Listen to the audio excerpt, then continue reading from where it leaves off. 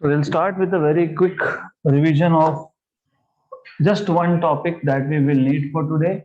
Other things we will not revise because that was already done in detail in the last session. So we have to go ahead with next session, next topic today, or that is flux of a field. तो हमें आज देखना है what is flux of a field. You already know what is flux of a field क्योंकि flux of a field ये आपने 11th standard में सीखा था.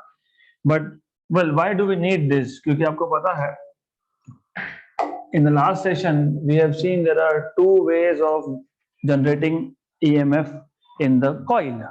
पहले में you had a uniform magnetic field. आपके पास uniform magnetic field था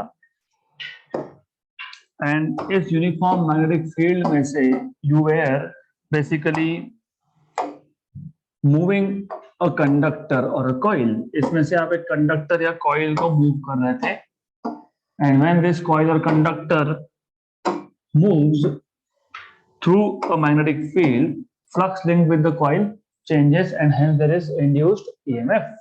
Induced current मतलब induced EMF, right? दूसरा ये था, the second case was you have coil as fixed, but now magnetic field is changing.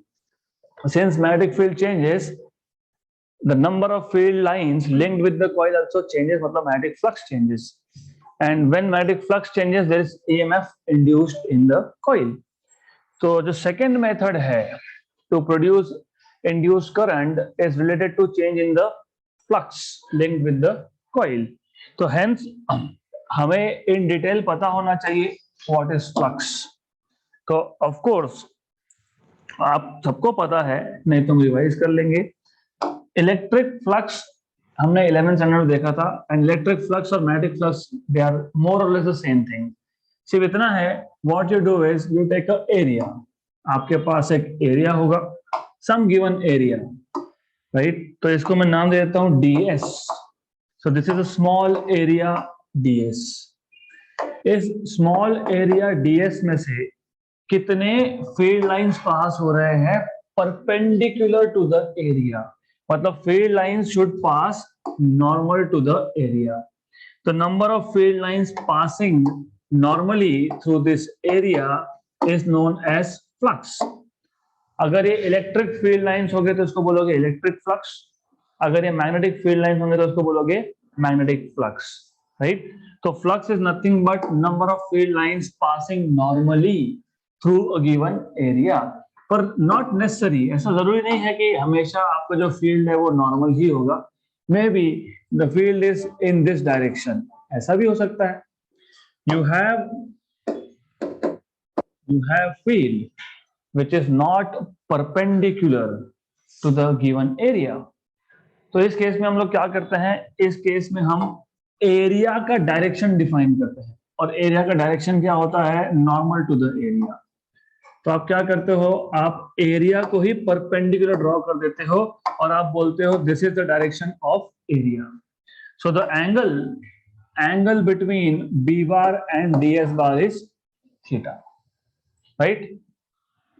तो in this case what we do is हम B bar का component देखते हैं in the direction of ds bar.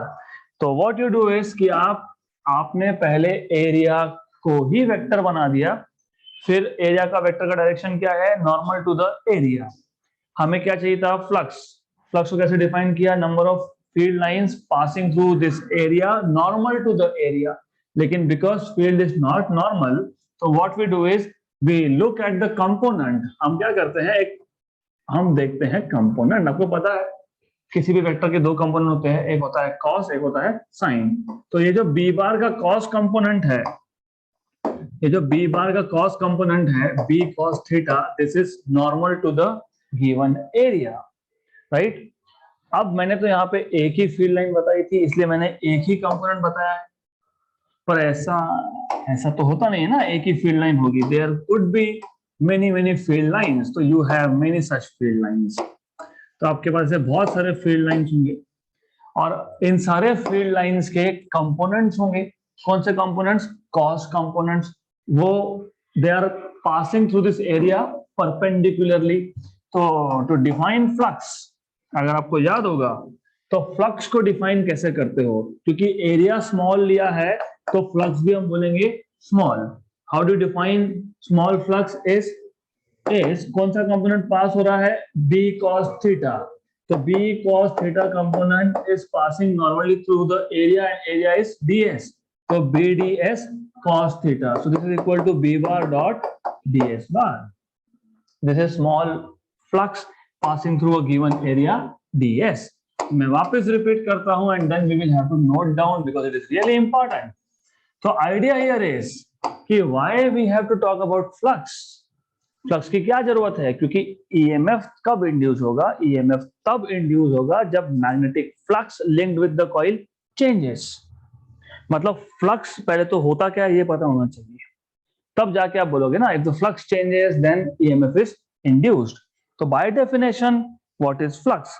The number of field lines, the number of field lines passing through a given area normal to the area, normal to it, is known as magnetic flux. तो पहले define कर लेंगे, the number of magnetic field lines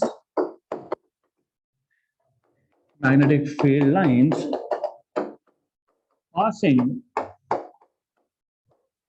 normally through a given area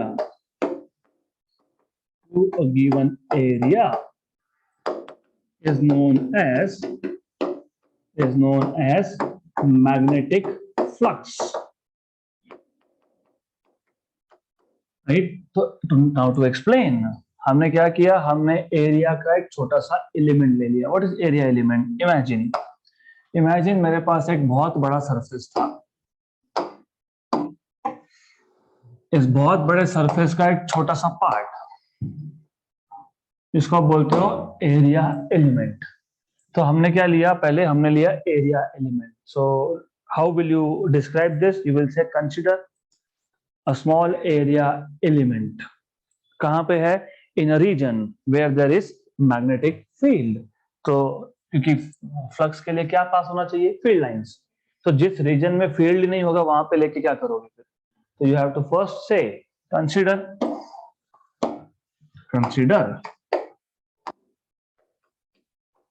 a small area element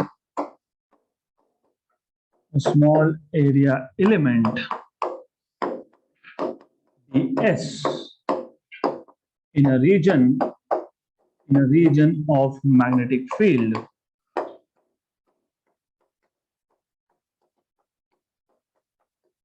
अब ये जो ds आपने लिया है एरिया एलिमेंट, ये इतना छोटा है such that the magnetic field is uniform.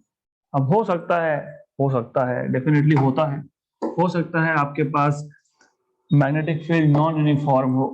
तो इस रीजन में मैग्नेटिक फील्ड नॉन यूनिफॉर्म है। नॉन यूनिफॉर्म मतलब magnetic field is varying, it is some value at one point and other value at some other point. तो हो सकता है आपके पास ऐसा केस हो। May be you have a region where magnetic field is not uniform. यहाँ पे मैग्नेटिक फील्ड की वैल्यू ज्यादा है और दूसरी जगह पे मैग्नेटिक फील्ड की वैल्यू कम है। हो सकता है, you may have this, right? This is also possible.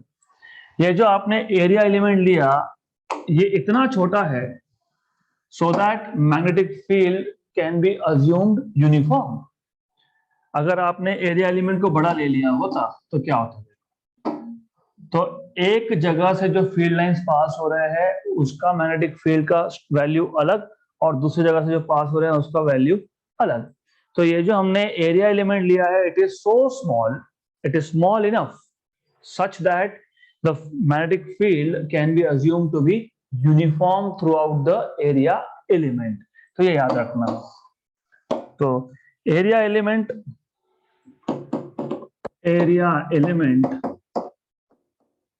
is small enough such that एक ही बात है, so that the magnetic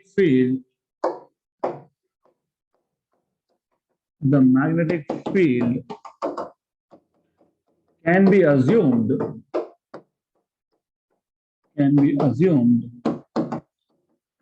to be constant throughout the area element.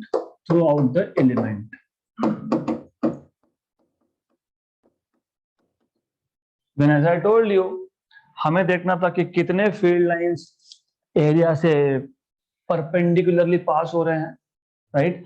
And you remember, I hope you remember, कि जरूरी नहीं होता है कि magnetic field area element से नॉर्मली ही जाएगा, नहीं है नॉर्मल। फिर नहीं है तो हमने क्या डिफाइन किया? Area vector. अभी तक एरिया को आप क्या ट्रीट कर रहे थे? स्केलर। फिर आप अभी क्या कर रहे हो? एरिया को वेक्टर बना रहे हो, और एरिया का वेक्टर का डायरेक्शन क्या है? Normal to the area. So let ds bar be the area vector whose direction is normal to the element। जो भी एरिया एलिमेंट आपने लिया है ये उसी को परपेंडिकुलर है। What is theta? Theta is the angle between magnetic field and area vector. Let theta be the angle between b bar and ds bar, right? Now by definition of flux is number of field lines passing through this element normal to it. So therefore by definition of flux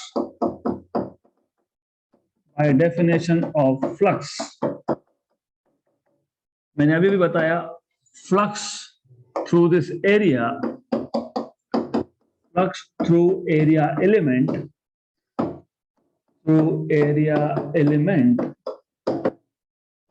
is given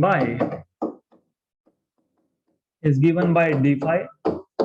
why d phi? क्योंकि area element small है तो flux भी small होगा, d phi। और by definition क्या था? By definition था ये b bar dot ds bar, end of course therefore d phi equal to bds cos of theta, right? यहां तक पता होना चाहिए, यहां तक क्लियर? अब एज यू कैन सी ये फ्लक्स है through a small area element. Imagine कि ये जो स्मॉल एरिया एलिमेंट हमने लिया ये खुद किसी बड़े सरफेस का पार्ट होगा, जैसे मैंने पहले बताया। Do you remember? I just ड्रीव a diagram here जिसपे हमारे पास ये एक बड़ा सरफेस था और जो एरिया एलिमेंट हमने लिया है वो इसी बड़े सरफेस का एक छोटा सा पार्ट है।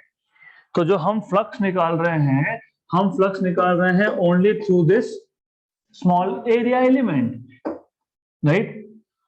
लेकिन इस पूरे रीजन में अगर मैग्नेटिक फील्ड होगा तो इस पूरे सरफेस से फील्ड लाइंस पास होंगे, मतलब हमको बात करना है टोटल फ्लक्स। तो टोटल फ्लक्स कैसे फाइंड करते हो? आप इमेजिन करते हो कि ये पूरा सरफेस जो है छोटे छोटे एरिया एलिमेंट से बना है, मतलब यहाँ पे एक एरिया एलिमेंट है, यहाँ पे एक एरिया एलिमेंट है, यहाँ पे एक एरिया एलिमेंट है, ऐसे हर जगह पे एरिया एलिमेंट है। तो फील्ड लाइंस हर एक एरिया एलिमेंट से पास होंगे। तो आप क्या करोगे? आप बोलोगे ओके इसका फ्लक्स है d phi, इसका फ्लक्स है d phi, इसका भी फ्लक्स है d phi, इसका भी फ्लक्स है d phi, इसका भी फ्लक्स है d phi। तो सारे के सारे स्मॉल फ्लक्सेस को आप ऐड करोगे, और ऐड कब करोगे? जब फाइनाइट नंबर हो। यहाँ तो इनफाइनाइट नंबर है because this area is continuous. तो इस केस में आप क्या करते हो? Integration. So therefore total flux can be obtained by integration. लेकिन पहले बताना पड़ेगा, क्या बताना पड़ेगा? कि ये जो हमने लिया एरिया एलिमेंट ये खुद एक किसी दूसरे एरिया का पार्ट है, तो वो आपको मेंशन करना पड़ेगा। You have to mention this, okay? You have to say this, if this element, if this area element itself is a part of some big surface area S, okay? Then so if this area element is a part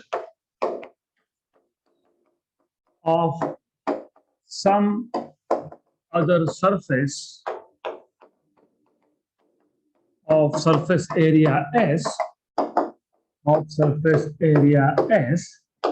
then the total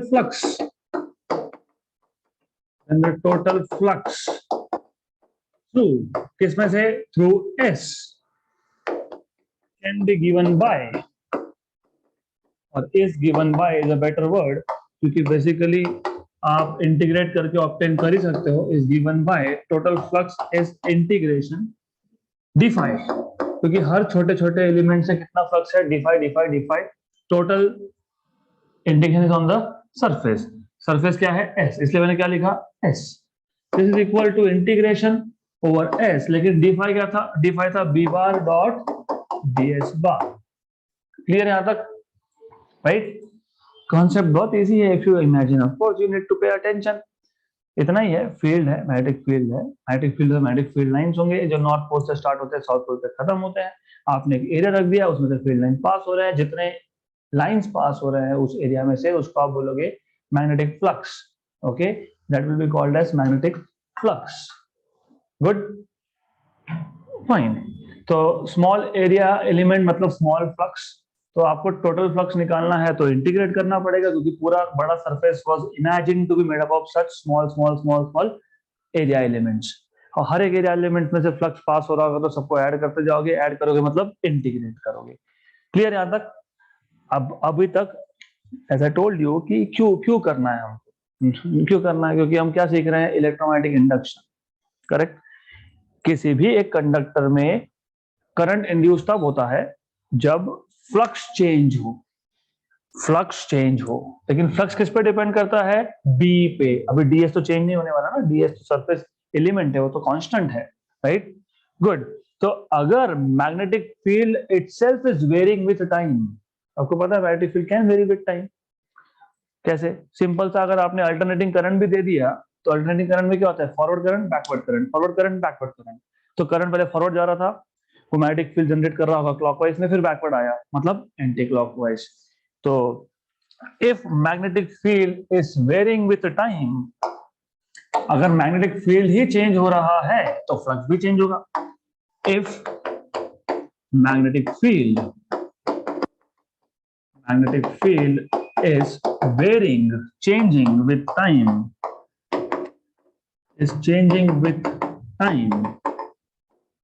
then flux phi also changes.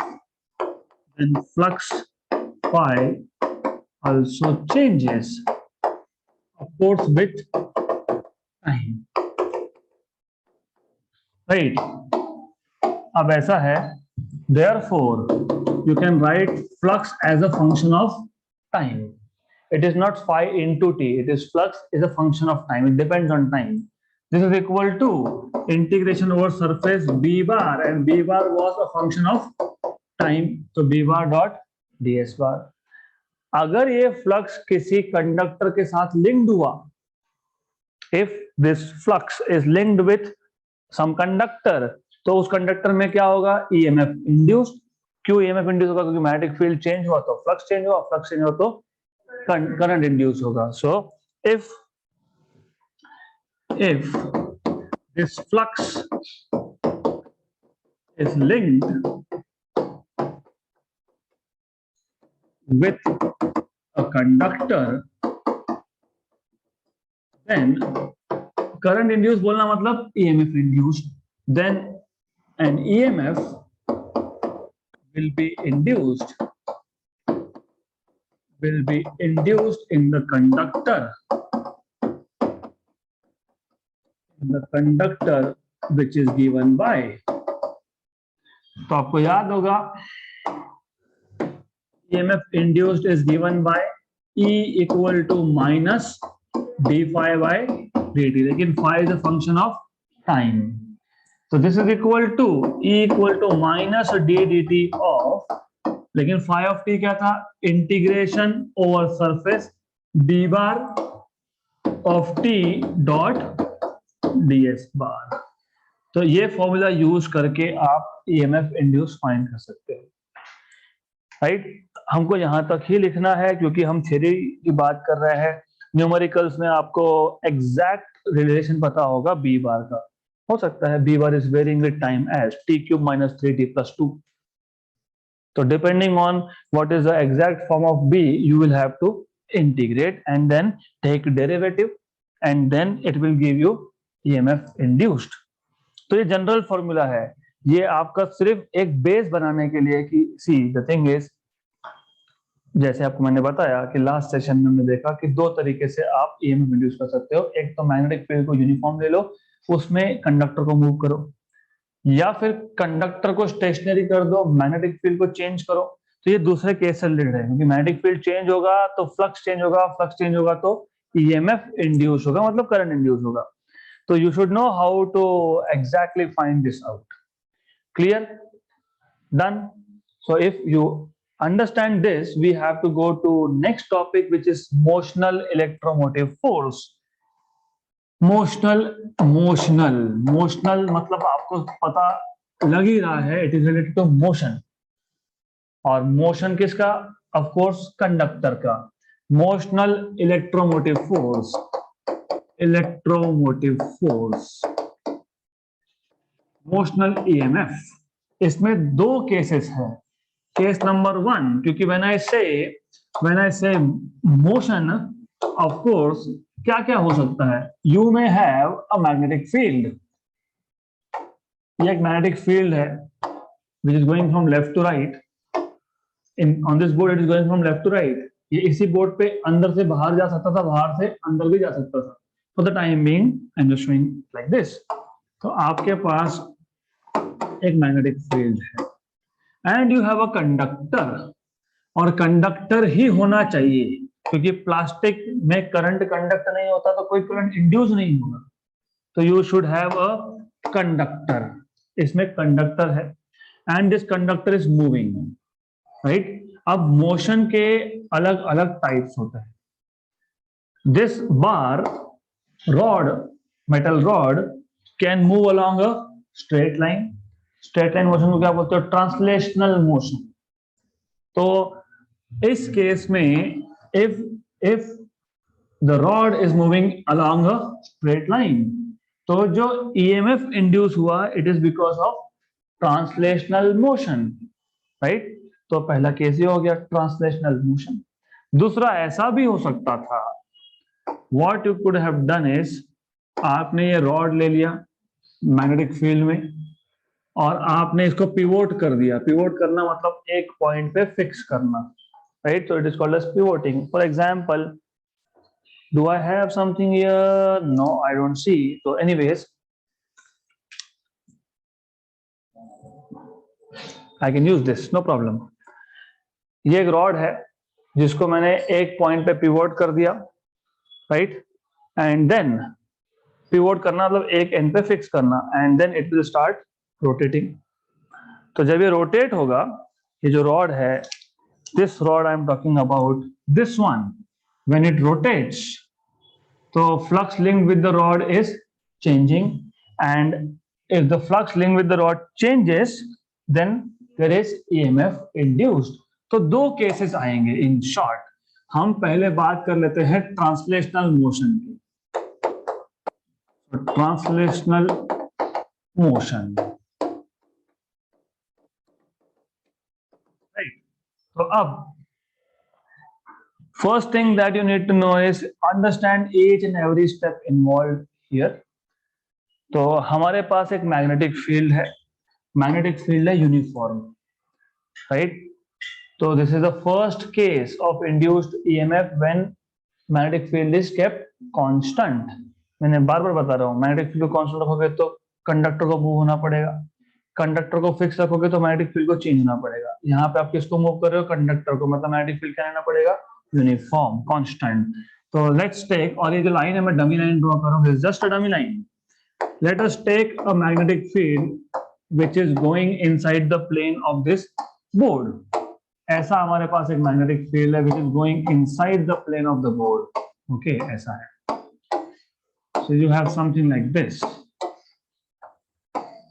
और आपको पता है inside मतलब dot and cross convention पता होगा, When something is coming out from your book or from mobile screen or from board, you use a dot. When something is going inside, you use a cross. तो cross यहाँ पे मतलब कि ये जो magnetic field that is going inside the plane of this board, right? अब what we have is हमारे पास एक loop है. We have a wire in the form of a loop. We have conductor in the form of a loop. हमारे पास एक ऐसा loop है जो partially it is inside magnetic field and some part of this loop is outside the magnetic field. ये completely अंदर नहीं है. It is partially. Well, by the way, हम कर क्या रहे हैं पहले मैं बता देता हूँ, और इसको प्रूव करने के दो मेथड्स हैं. If you remember Lenz law, what was Lenz law? E equal to minus d phi by dt, right? और Faraday's second law भी वही था, सिर्फ नेगेटिव साइन नहीं था. E equal to d phi by dt. हमने अभी तक वो सिर्फ स्टेटमेंट के फॉर्म में लिखा. Have we derived anywhere? Have we shown कि yes the formula is correct? तो यहाँ पे हम वो फॉर्मूला डिराइव करने वाले हैं. E equal to minus d phi by dt. अब इसको डिराइव करने के दो अलग अलग मेथड्स हैं. एक आपकी बुक में दिया है, एक जो मैं आपको एक्स्ट्रा बताने वाला हूँ. You can write either of this in exam. दोनों सही है, राइट? तो the one I am telling you is little different because it is easier to understand. Okay, अब ऐसा है, you have this loop. चलो इसको नाम देते हैं, कुछ तो नाम देना ही है. Let us give it some name. Let us say P, Q, R and S. So we have a uniform magnetic field which is going inside the plane of board.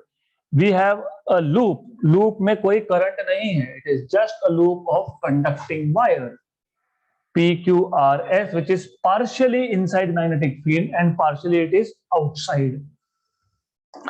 ये जो side है PQ, इसके length को मान लेते हैं L, और ये जो PS साइड है जिसका एक पार्ट फील्ड के अंदर है, जितना पार्ट फील्ड के अंदर उसको मान लेते हैं X. तो यहां से यहां तक this is X. So X is the length of the side PS which is inside the magnetic field. और magnetic field कितना? Let us say it is B. Clear यहां तक? Sure. So first of all, you should know what is a flux linked with the coil. Initial flux linked with the coil. What is the flux linked with the coil? You just know. अभी बताया. Flux is B bar dot area bar. Right? वहां पे हमने area element लिया था. यहाँ पे हम लेंगे area of the loop, which is inside the magnetic field. Correct? तो एरिया निकालेंगे हम by the way, but you should know this is B A cos of theta, right? Fine. What is cos? What is theta? Angle between B bar and A bar. तो B bar तो अंदर जा रहा है, B bar is going inside the plane of your screen, right? So it is going inside, something like this, अंदर की तरफ, right? और हमने जो एलिमेंट लिया है, एलिमेंट मतलब हमने जो लूप लिया है, लूप कैसा है? Loop is something like this. तो लूप, अब I told you area element का डायरेक्शन क्या होता है? एरिया को नॉर्मल. तो ये जो एरिया था इसको मैं नॉर्मल ड्रॉ करता हूं, तो ये भी कहां जाएगा? अंदर की तरफ. Do you remember? Do you remember? अभी अभी मैंने बताया एरिया का direction is obtained by drawing a normal to the area itself. तो जो हमारे पास एरिया है इसी को नॉर्मल ड्रॉ कर दिया, तो that direction will be going inside, right? Outside भी आ सकता है, but doesn't matter. Okay, let us take inside. Inside मतलब theta equal to 0, right? So here direction of A bar and B bar are same. Therefore theta equal to 0. Therefore flux is B into A. But what is the area? Area कितना लोगे? L into X. क्योंकि मैंने पहले ही बता दिया ये area कौन सा एरिया होता है, which is inside the magnetic field. पूरा का पूरा लूप अंदर था क्या? नहीं. तो कितना एरिया था? L multiplied by X. तो this is equal to BLX, where A equal to LX is the area of the loop inside the field, and I will not be writing down complete notes here, except important points. Then other things I will give you written notes, no issues with that. Clear यहाँ तक? अब यहाँ तक एकदम clear होना चाहिए picture, you should not have any confusion. हमने अभी तक किया ही क्या, हमने बोला हाँ ओके मैग्नेटिक फील्ड है, it's going inside the plane of what we have a loop का PQ साइड ये कंप्लीटली इनसाइड मैग्नेटिक फील्ड है, PS साइड ये पार्शियली है, कितना पार्ट अंदर है तो X पार्ट अंदर है, right? Clear? now imagine that you are moving this loop outside the magnetic field with a velocity v। तो आपने क्या किया, अब आपने इस लूप को बाहर खींचना चालू किया, राइट? तो अगर आप इस लूप को बाहर पुल करोगे तो क्या चेंज होगा? फ्लक्स चेंज होगा, right? So let the loop PQRS be pulled out from the field with velocity v,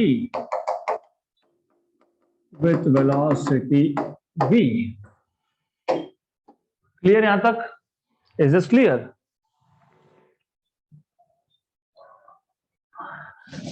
So ये जो लूप है, it is pulled out with velocity v. As soon as you pull it out with velocity v, flux will change, क्योंकि जैसे ही ये loop को बाहर पुल करोगे तो flux linked with the coil will change. Therefore flux linked with the coil changes, and therefore ये जो आपने इक्वेशन नंबर 1 लिखा, इसका अगर आप डेरिवेटिव लोगे d phi by dt, that will give you what is the rate of change of flux. Therefore rate of change of flux is given by rate of change of flux is d phi by dt, which is d dt of phi is BLX. But did we change magnetic field? No. ये L change हो रहा है क्या? No. What is changing is only X. तो इसका मतलब B और L क्या है? कॉन्स्टेंट्स है। कॉन्स्टेंट्स को डेरिवेटिव के बाहर लिख दो, तो BL dx by dt. But what is dx by dt? Velocity. Very good. It is velocity. So therefore you can write down, इसलिए आप लिख सकते हो कि rate of change of flux is nothing but BLV, equation number 2, since dx by dt is nothing but velocity. Clear यहाँ तक? अब real physics starts now. What do we know? We know whenever flux linked with the coil changes, current is induced in the coil. तो जैसे ही आपने उसको बाहर पुल किया, a current is induced in the coil in anti-clockwise direction. Why anti-clockwise? It comes from Lenz's law. Lenz's law, the induced current is such that it opposes the cause producing it. जिसने produce किया उसी को oppose कर रहा है, तो direction आप देख लोगे. So I'm not worried about that, but you should know, as soon as this coil is pulled out from the magnetic field, a current is induced. और करंट इंड्यूस होने का मतलब है, नाउ दिस पार्ट, कौन सा part? This much part. तो you will have a small part. For example, ये जो इतना पार्ट है, दिस मच, Q से इसको कुछ नाम दे देते हैं, इसको बोल देते हैं Q डैश, और P से P dash, right? What is happening? You need to pay attention here. हमने कॉइल को बाहर मूव किया, फ्लक्स चेंज हुआ, करंट इंड्यूस हुआ, तो ये जो पार्ट है Q dash Q, it becomes a current carrying conductor inside external magnetic field, hence a force will act on this side, right? तो इस पे फोर्स लगेगा, let us say F1 bar, which is in the upward direction. Also this side QP becomes becomes a current carrying conductor inside external magnetic field. इस पे भी एक force लगेगा in this direction. इसको मैं नाम देता हूं F. Also ये जो नीचे का साइड है PP dash, it also becomes a current carrying conductor inside external magnetic field. इस पे भी एक फोर्स लगेगा which will call this as F2 bar. अब the thing is, as you can see, ये जो F1 बार है और ये जो F2 बार है, they are equal and opposite and hence they will cancel out, right? तो ये पता होना चाहिए. अब you have to explain this situation. You have to explain. आपको explain करना पड़ेगा. आप बोलोगे as soon as the coil is pulled out, flux linked with the coil changes.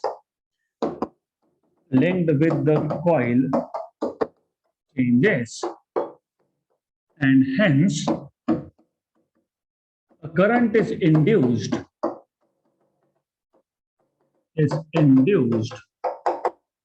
Now sides, कौन-कौन से sides? Q dash, Q, QP and P dash become current carrying conductors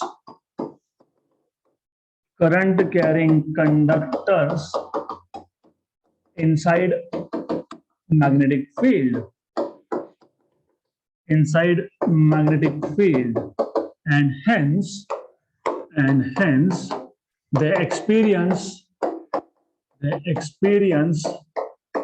कौन-कौन से forces? They experience forces F1 bar, F bar and F2 bar respectively.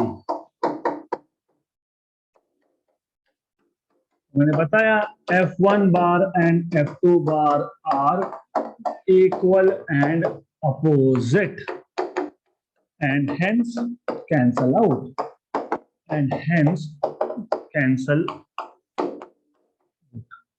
Clear यहां तक? और F bar cancel नहीं हुआ, right? F bar is given by what is force acting on a current carrying conductor?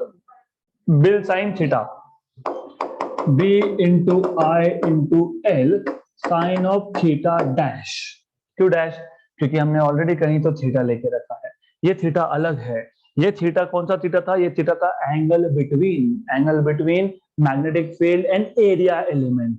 और यहाँ पे जो theta dash की बात कर रहे हो, it is the angle between magnetic field and the current या फिर लेंथ एलिमेंट कैसा है? ऐसा है, नीचे से ऊपर, है ना, ऊपर से नीचे. Whatever it is, it's the same thing. Magnetic field is inside, मतलब एंगल कितना? 90 डिग्री परपेंडिकुलर. ओके, तो ये याद रखना, नहीं तो बोलोगे जीरो है, क्योंकि पहले जीरो था ना, गया फोर्स भी गया, कुछ भी नहीं होगा फिर, right? But theta dash is 90 और ये पता होना चाहिए it is angle between magnetic field and length element. Therefore force is B into I into L. Correct? अब अगर हमको इस लूप को dx डिस्प्लेसमेंट करके, मतलब हमको इसको dx से डिस्प्लेस करना है आउटवर्ड्स. फोर्स कहाँ है? इनवर्ड्स. हमको डिस्प्लेस कहाँ करना है? Outwards. Work has to be done, क्योंकि फोर्स अपोजिट डायरेक्शन में है, right? So work done to displace the loop by a small displacement, by a small amount dx outwards is dw minus f dx. Why minus? Because force and displacement are oppositely directed. But f, what is f? Will BIL और ये dx, right? या तो ऐसा लिखो या और एक काम कर सकते हो, ठीक है, इसको रख देते हैं, कहीं ना कहीं तो काम में आ ही जाएगा. अभी इक्वेशन कौन कौन से हमारे पास नंबर बाकी है? हमने कौन कौन से यूज किए? 2 तक कर लिया. Equation number 3. But wait a minute, but do you remember there is something called as power? And do you know power is V into I, right? But do you remember power is work done per unit time, dw by dt. और यहाँ पे जिसको हम voltage बोलते हैं उसी को यहाँ पे बोलते हैं ईएमएफ. वोल्टेज मतलब ईएमएफ. तो dw by dt is E और इंड्यूस करंट इज I. तो therefore work done dw is EI dt. Equation number 4. Equation 3 और 4 को देखोगे तो दोनों का लेफ्ट हैंड साइड क्या है, सेम. तो राइट हैंड साइड क्या होगा, same. So from equation number 3 and 4 you will have minus BIL dx equal to EI dt, right? I और I cancel, therefore E equal to dt को shift कर दो, minus BL dx by dt. But what is dx by dt? Velocity, मतलब minus BLV. Equation number 5, correct. But equation number 2 ने हमको बताया BLV तो क्या है, d5 by dt. But from equation number 2, BLV is d5 by dt.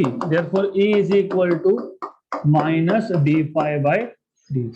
हो गया ये आपका लेंस लॉ प्रूव. तो एक बार हम फटाफट से स्टेप्स देख लेते हैं. बहुत सिंपल सा आइडिया है.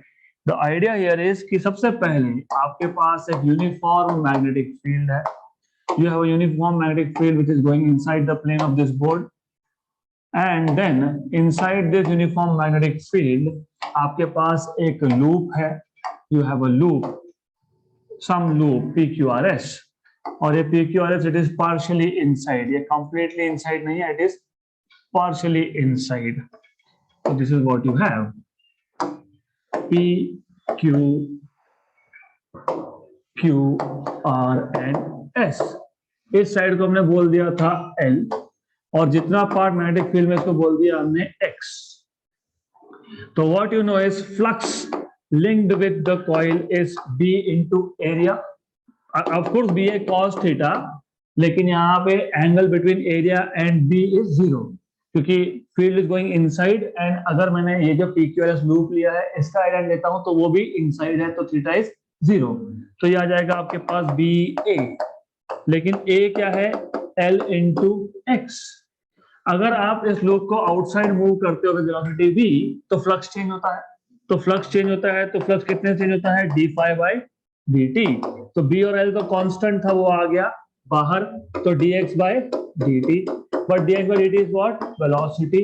Equation number 2, d5 by dt is equal to BLV. और ये इंटरमीडिएट स्टेप आपको नीट और JEE में क्वेश्चन आते हैं इसके ऊपर.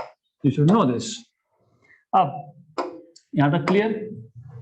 देन जैसे ही आपने लूप को बाहर निकाला, फ्लक्स चेंज हुआ तो करंट इंड्यूस हुआ. करंट इंड्यूस होने का मतलब है कि now this part, which part, Q dash Q and P dash P and also PQ, it becomes current carrying conductor inside external magnetic field. इस पे एक फोर्स लगेगा F1 बार, इस पे एक फोर्स लगेगा F2 bar. they are equal but opposite, they cancel out each other. इस पे एक फोर्स लगेगा F बार, इसको कैंसिल करने के लिए कोई है नहीं, तो ये कैंसिल नहीं होगा. और ये फोर्स F आएगा B into I into N. गुड. मुझे अगर इस कॉइल को डिस्प्लेस करना है outwards through a displacement dx, तो वर्क डन करना पड़ेगा, क्योंकि फोर्स कहां पे है, इनसाइड. तो work done to displace by a small amount dx is minus f dx. Negative sign indicate that the force and the displacement are oppositely directed. तो ये f आपके पास अभी आपने लिखा, it is b into I into L. लेकिन आपको पता है power which is work done upon time, it is v into I, but v is E is EMF, E into I. तो dw equal to EI dt. ये आपका equation number 3 था, ये equation number 4 था. From 3 and 4 you have EI dt equal to minus BIL dx. I cancel, therefore E is equal to minus BL dx by dt, dt को shift कर दिया, what is dx by dt, v, तो minus bl v, but ये bl v क्या है equation 2 से, d phi by dt, तो ये equal to minus d phi by dt. This is how you prove Lenz's law. Simple. Good. So that's it for today. We'll continue with more topic in the next session.